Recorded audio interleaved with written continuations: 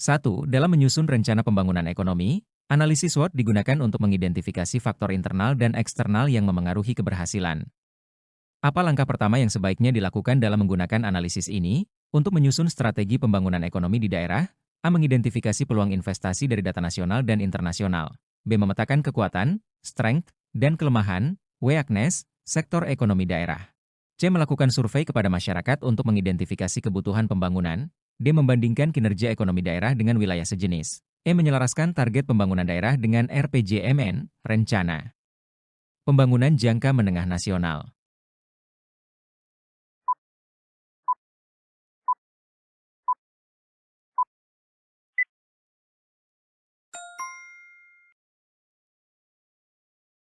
Analisis SWOT bertujuan untuk mengidentifikasi faktor-faktor internal, kekuatan dan kelemahan, serta eksternal, peluang dan ancaman yang memengaruhi pembangunan. Langkah pertama yang paling tepat adalah memetakan kekuatan dan kelemahan sektor ekonomi daerah, karena ini akan memberikan pemahaman yang jelas tentang posisi daerah dalam konteks pembangunan. Memahami kekuatan yang dimiliki, seperti potensi sumber daya alam, infrastruktur, atau kapasitas tenaga kerja, dan kelemahan, seperti keterbatasan akses pasar atau kualitas SDM, adalah dasar untuk mengembangkan strategi yang efektif. 2. Salah satu metode yang sering digunakan dalam perencanaan ekonomi adalah pendekatan perencanaan partisipatif. Apa keunggulan utama dari pendekatan ini dibandingkan pendekatan top-down dalam pembangunan ekonomi? A. Menjamin keberlanjutan program pembangunan. B. Mengurangi biaya implementasi program pembangunan. C. Mempercepat proses pengambilan keputusan oleh pemerintah daerah. D. Memaksimalkan partisipasi masyarakat dalam tahap evaluasi. E. Mengurangi ketergantungan pada dana transfer pusat.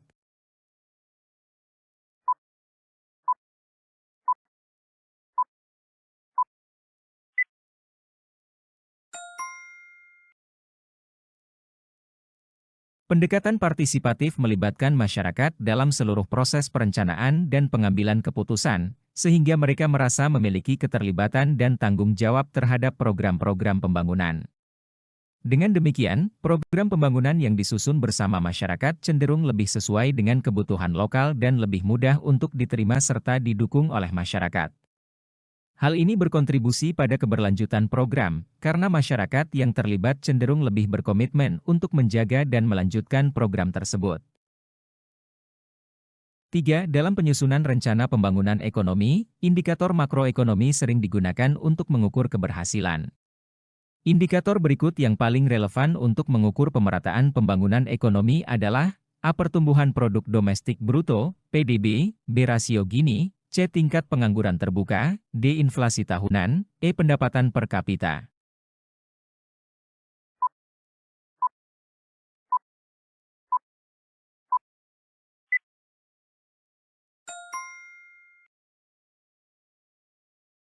Rasio Gini mengukur ketimpangan distribusi pendapatan atau kekayaan dalam suatu populasi. Semakin tinggi nilai rasio Gini, semakin besar ketimpangan pendapatan antar individu atau kelompok dalam masyarakat. Oleh karena itu, indikator ini sangat berguna untuk mengukur sejauh mana pembangunan ekonomi memberikan manfaat yang merata bagi seluruh lapisan masyarakat. 4. Perencana pembangunan ekonomi daerah ditugaskan untuk menyusun dokumen rencana strategis, Renstra. Elemen berikut ini harus menjadi prioritas dalam Renstra agar selaras dengan kebijakan nasional. A. Memuat prioritas pembangunan daerah berdasarkan Musrenbang. B. Mengacu pada RPJMD, Rencana Pembangunan Jangka Menengah Daerah. C. Fokus pada peningkatan PET, pendapatan asli daerah. D. Mencantumkan strategi diversifikasi ekonomi lokal. E. Memperhatikan aspirasi masyarakat melalui survei independen.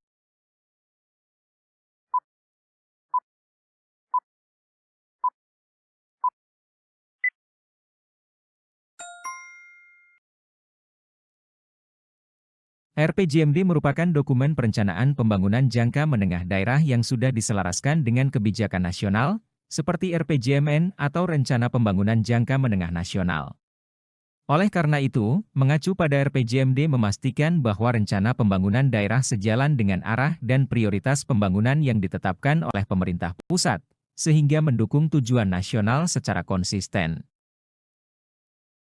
5. Dalam proses penyusunan rencana pembangunan ekonomi, proyeksi pertumbuhan sektor tertentu menjadi penting.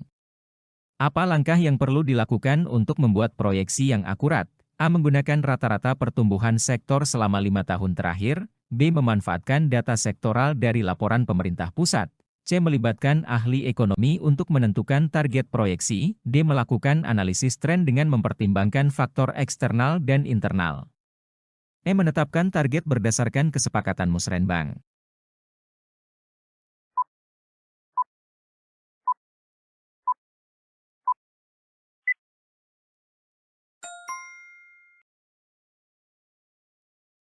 Analisis tren melibatkan pengamatan terhadap data historis dan proyeksi masa depan berdasarkan pola yang ada.